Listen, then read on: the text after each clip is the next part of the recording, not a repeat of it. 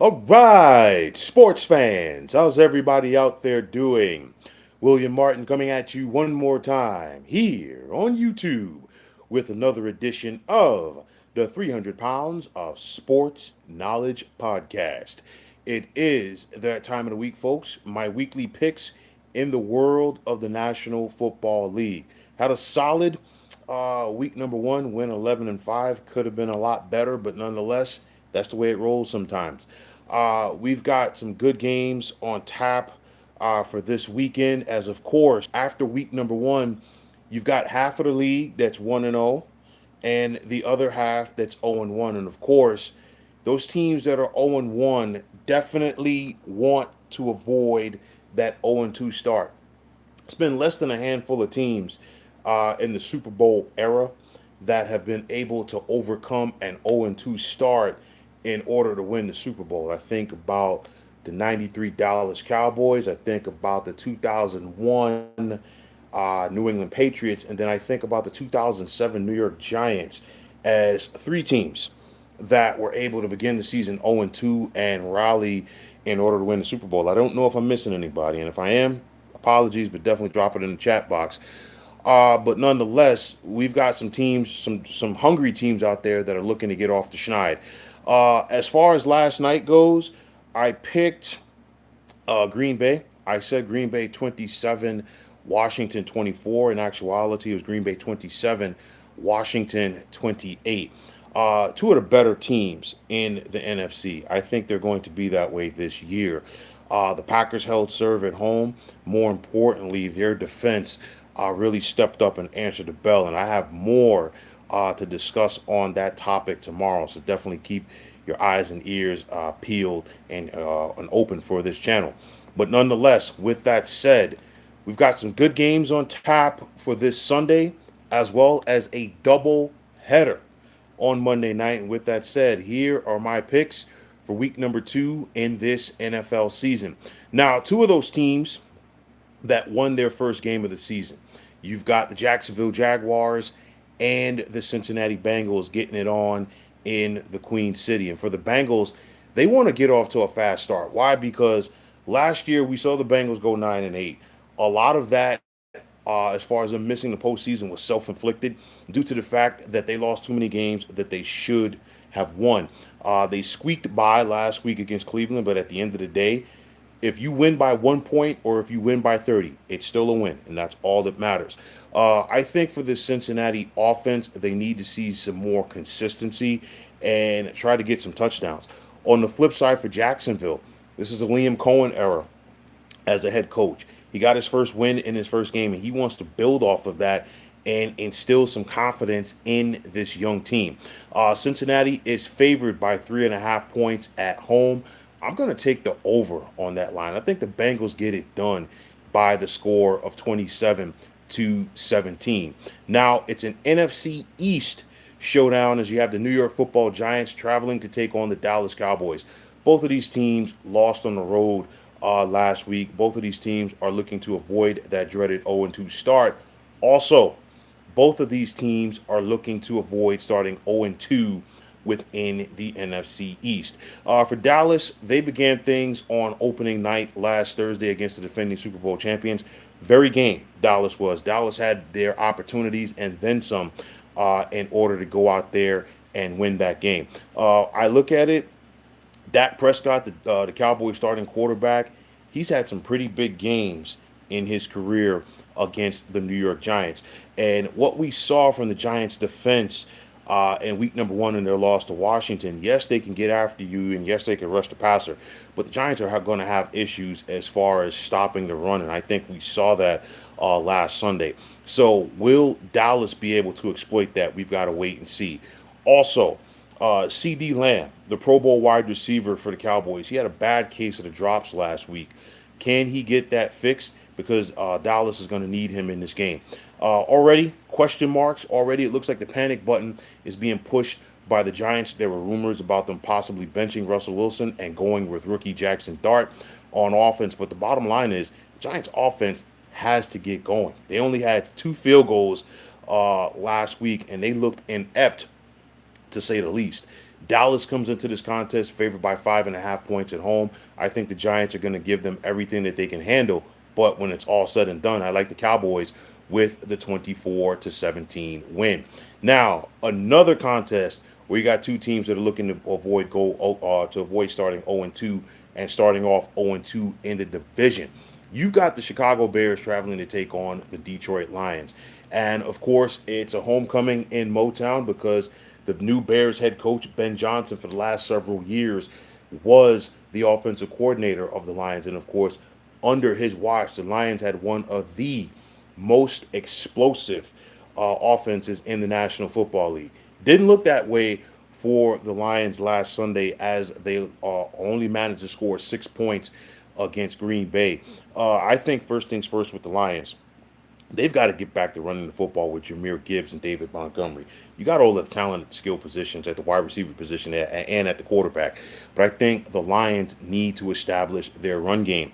Now, for the Bears, they did everything on Monday night except win the game. I really thought it was the Bears' game to lose, and they found a way to lose. No disrespect to the Minnesota Vikings.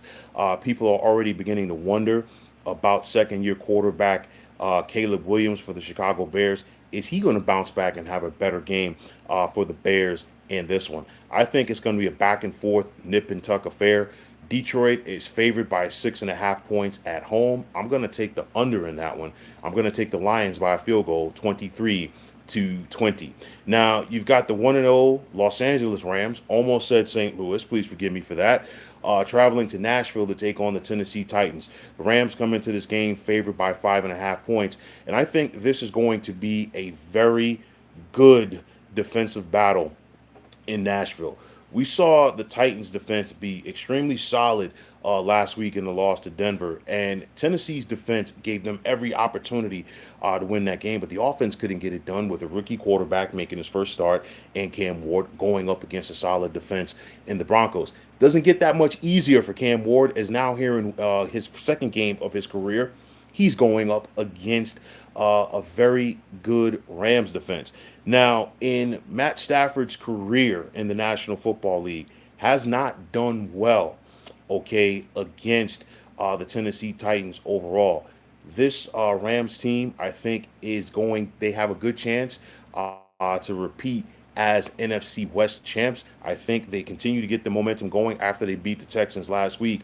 I like the Rams in this one by the score of 24-16. Now it's an AFC East showdown in Miami as you have the winless Miami Dolphins hosting the winless New England Patriots. And of course, one of these teams is going to be 0-2. And of course, nobody wants to begin the season like that. Like I said before, losing those first two games of the season really diminishes your chances to go out there and win the Super Bowl. I'll tell you like this. Miami should be embarrassed about what they look like on the field last Sunday against the Indianapolis Colts. There is no positives that you could take away from that game if you're the Dolphins. I think the best thing for Dolphins head coach Mike McDaniel is to go out there and simply burn that game tape and say, you know what, we've got to do something different. On the flip side for New England, they had every opportunity to knock off the Raiders at home, but they simply couldn't get it done. It's the same old story for the Patriots. Their game, they're right there, okay, but they just can't get over that hump. Mike Vrabel is going to coach these guys up. And I think when it's all said and done, I like the Patriots in a tight one on the road, 20-19. Pachangas, what's going on? You see the Rams winning that game. Listen, I think the Rams, under head coach Sean McVay, they're going to find a way to do some damage in the NFC once again this year. Just my 2 cents, okay? Speaking of the NFC West, you've got the San Francisco 49ers traveling to New Orleans to take on the Saints. And for the 49ers, they are the walking wounded already, okay? No Brock Purdy at quarterback in this one. He was injured in the win over Seattle. And, of course, George Kittle is going to be out for several weeks with that hamstring injury. So now Niners head coach Kyle Shanahan is going with a former first-round pick at quarterback in one Mac Jones. And, of course, once upon a time, Mac Jones was a first-round pick of the New England Patriots, and there was a possibility that the 49ers were going to take Mac Jones in the first round that year. But nonetheless, I think what Mac Jones has to do is kind of like what he did in his first year in the NFL with the New England Patriots when they got to the playoffs. Rely on the people around you. You still got Christian McCaffrey at running back, and you've got to go out there and let him do his thing. Also, lean on this Niners defense led by Nick Bosa. Can they put the pressure on Spencer Rattler and this New Orleans offense? It's one of those where the Niners are favored by 3.5. It's going to be a tight one throughout, but when it's all said and done, I'm going to give San Francisco the 20-17 win. Now, in a game that I feel has the potential to be one of the better games on Sunday. You've got the Buffalo Bills traveling to East Rutherford to take on the New York Jets. And of course, an AFC East showdown. There's no love lost between these two divisional rivals, which goes back to their days in the old American Football League. Nonetheless, we saw Buffalo show their penchant for the comeback on Sunday night with that thriller over the Baltimore Ravens. On the flip side for the Jets, they just gave the Pittsburgh Steelers everything that they could handle, but the Jets couldn't find a way to win the game. The Jets, I know that they're starting over with head coach Aaron Glenn. They lost a tight one last week. They don't want to go 0-2. More importantly, they don't want to go 0-2 at home. So how did the Jets do it? Well, first and foremost, you know that the Jets are going to run the football and keep running the football. You've got Justin Fields at quarterback. Then we're talking about Brees Hall and Braylon Allen in that backfield. And I think with that Jets run game, what they have to do is take advantage of the fact that defensive tackle Ed Oliver is out for Buffalo with that ankle injury. This Jets defense is going to be better, but they still gave up 34 points to the Pittsburgh Steelers last Sunday. They have to find a way to get to Josh Allen, which is easier said than done. They have to disrupt the timing of this Bills offense. And if they're unable to do that, they could be in for a long Sunday afternoon. This is going to be a back and forth affair. I think the crowd at MetLife Stadium is going to urge the Jets on, and I think the Jets do feed off of that. Buffalo comes into this contest favored by 6.5. The over under is 47.5.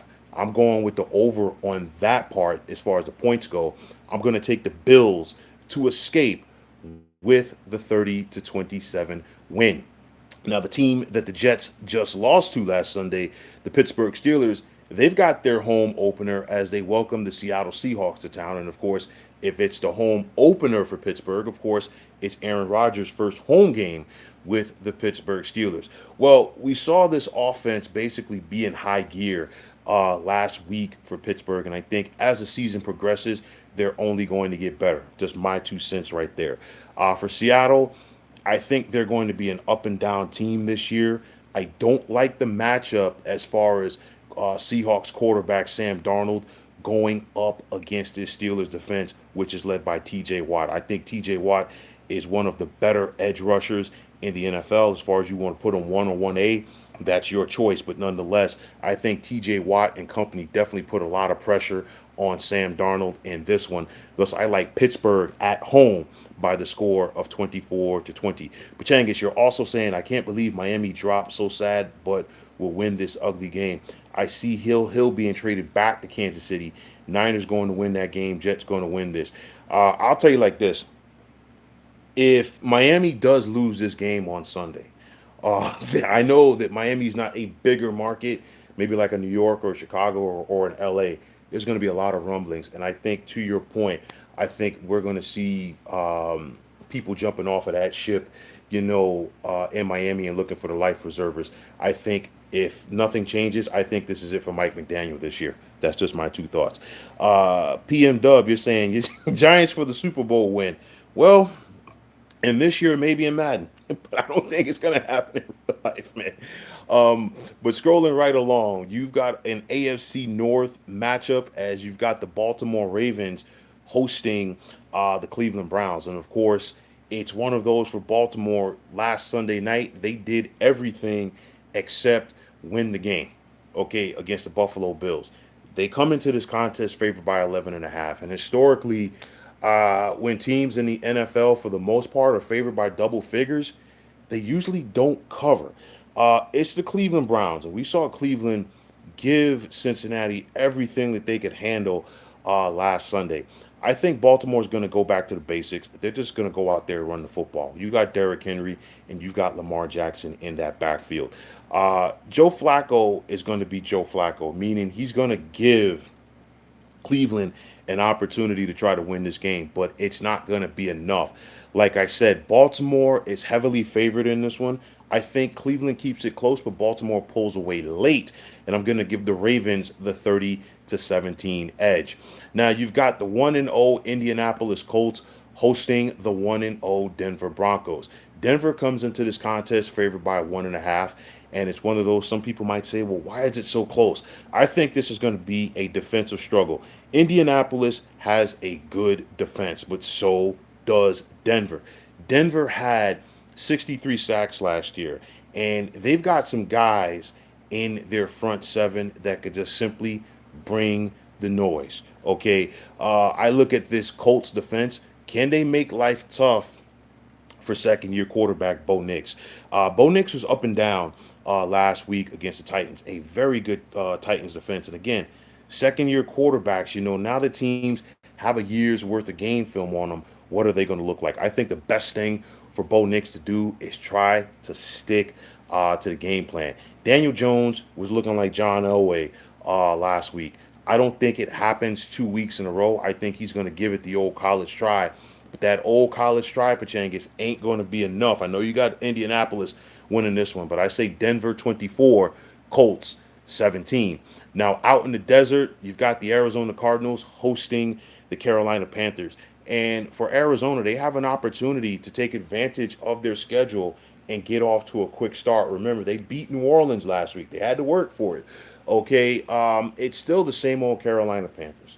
Okay, they got a little bit more talent, but a whole lot of nothing going on. And I think this is a scenario where Arizona needs to go out there and take care of their business, jump on Carolina early. And if you can do that, it should be smooth sailing. Thus, I like Arizona for the 30-20 win. Now, the big one that a lot of people are talking about, and it's the rematch of Super Bowl 59 at Arrowhead, as you've got the Kansas City Chiefs hosting the Philadelphia Eagles. And for Kansas City, they've now lost their last two games, okay, going back to Super Bowl 59, and then, of course, the season opener last Friday night in Brazil at the hands of the Chargers. Now, when you think about that Super Bowl contest, what do you think about? You're thinking about the way that the Eagles front four just simply manhandled the Chiefs' offensive line in that one. Patrick Mahomes did not have a chance. Well, I know that some of the names on the back of the jerseys have changed for Philadelphia since then, but it's still going to be the same concept. And what did we see in week one for Kansas City? A lot of pressure from the front seven of the Chargers being put on Patrick Mahomes, throwing off his timing. You look at this one, no Xavier Worthy at wide receiver, no Rashee Rice at wide receiver. Patrick Mahomes is running out of options as far as people to get the football to.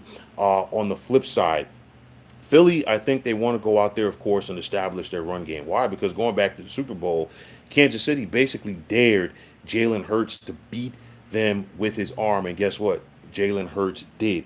It's kind of pick your poison with this Eagles offense. They didn't look great last week in Dallas, and I think they were still getting some of the kinks out of their system. Okay, but nonetheless, I think as the season progresses, we're going to see this Eagles offense and this Eagles team, for the most part, round into form. A lot of people can't envision Kansas City and Mahomes starting the season 0-2. I do, and I'm going to take Philadelphia on the road in this one by the score of 27-20. Now on Sunday night, it's a battle of quarterbacks who technically are entering their second years. You have the Atlanta Falcons traveling to take on the Minnesota Vikings. And of course, for Michael Penix and the Falcons, it's the same old song. They just continue to find ways to lose games. The Falcons had every opportunity to knock off the Bucks at home last Sunday, but they simply couldn't do it. For the Vikings, on the flip side, they found a way to win a game that most people expected them to lose. Remember, they were trailing by 11 points at one point on Monday Night Football to the Chicago Bears. J.J. McCarthy looks like he was the right guy so far for the Minnesota Vikings at quarterback. And of course, it makes it easier when you're giving the football to one of, if not the best wide receiver in the National Football League right now. And I'm talking about Justin Jefferson. I think this has the makings of being one of the better games of the weekend. I think the last team that possesses the football wins. Minnesota is favored by 3.5. I'm going to take the under on that one, and I'm going to give the Vikings the 24-23 win. Now we've got ourselves a double header on Monday night. First, you've got the Tampa Bay Buccaneers taking on the Houston Texans in a battle of division winners from 2024.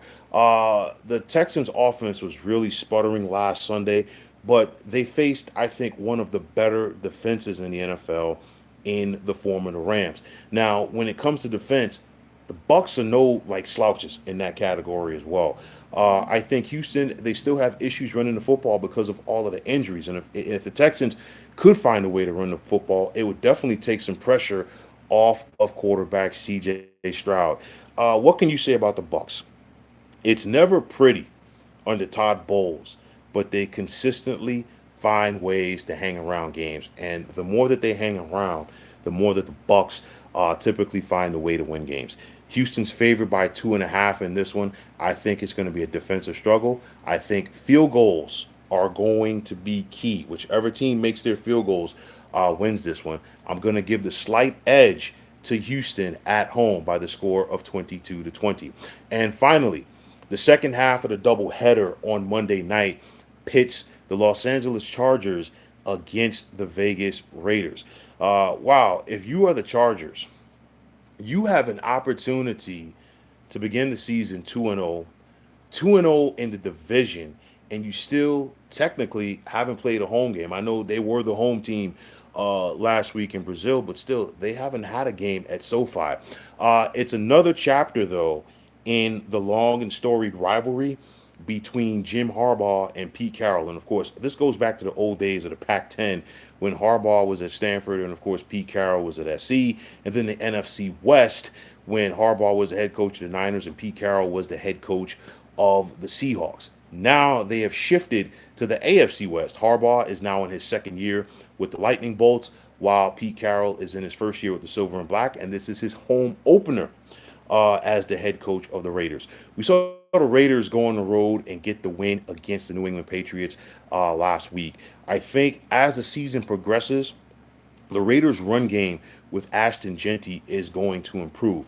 Brock Bowers is already one of the better tight ends in the National Football League, and you got to keep an eye out for Jacoby Myers. Will this Chargers offensive line be able to slow down Max Crosby? Max Crosby already is a talented guy, but he plays with a high motor. And once you put that together, you get one of the better edge rushers in the NFL. And I guarantee you, being with Pete Carroll's going to coach him up. On the flip side for Jim Harbaugh, I look at it like this. The Chargers have to find a way not to charger. And I say that because the Chargers just had a big win last Friday night over the Kansas City Chiefs. You can't have a letdown. But like I said, this is a golden opportunity for the Lightning Bolts to begin the season 2-0 and also 2-0 within the division. The Lightning Bolts come into this contest favored by 3.5 points. I think Allegiant Stadium is going to be buzzing on Monday night. For the folks on the East Coast, it's too bad that this game starts so late because most of them are probably not going to see the bulk of it. But when it's all said and done, I'm going upset here. But Changus, I agree with you on this one, my man. I say Raiders 23, Chargers 20. So, folks, those are my picks for week number 2 in this NFL season. And as always, I want to take this time out to thank each and every one of you for checking out the 300 Pounds of Sports Knowledge podcast here on YouTube. Cam, definitely appreciate the love. PM Dub, as always, the same. And I'll tell you like this, my man. Giants for the Super Bowl win, maybe in 10 years, man. I mean, as of right now, if you're not picking up the PS5 and playing Madden, it ain't happening, man. But Changus, as always, man, thanks for the support. Everybody, if you like what you heard and saw on this podcast, you know what to do. Just hit that like button as well as subscribing to this channel. And definitely Be sure to check me out throughout the weekend as I have a lot to talk about the NFL action that's going down over this weekend. Matter of fact, definitely check out this channel tomorrow as I have a lot to say in regards to what we saw last night between Green Bay and Washington. But Changus, you're saying the Giants are going to win that game. We'll see. I'm not holding my breath on it, brother. I tell you like that. But nonetheless, if you are on the X, formerly known as Twitter, you can check me out at 300 Pounds of Sports. And like I always say, if you give me that follow, I'll give you the follow in return. And the same can be said for Instagram, where you can check me out at 300 Pounds of Sports Knowledge. Also, if you're on Facebook, be sure to check us out at the Sports Depot 365. And as far as I'm concerned, one of the better sports debating sites going on social media. But until next time, fine folks, my name is William Martin. I am signing off, and I'm saying thanks once again for checking out the 300 Pounds of Sports Knowledge podcast here on YouTube. Be well, everybody.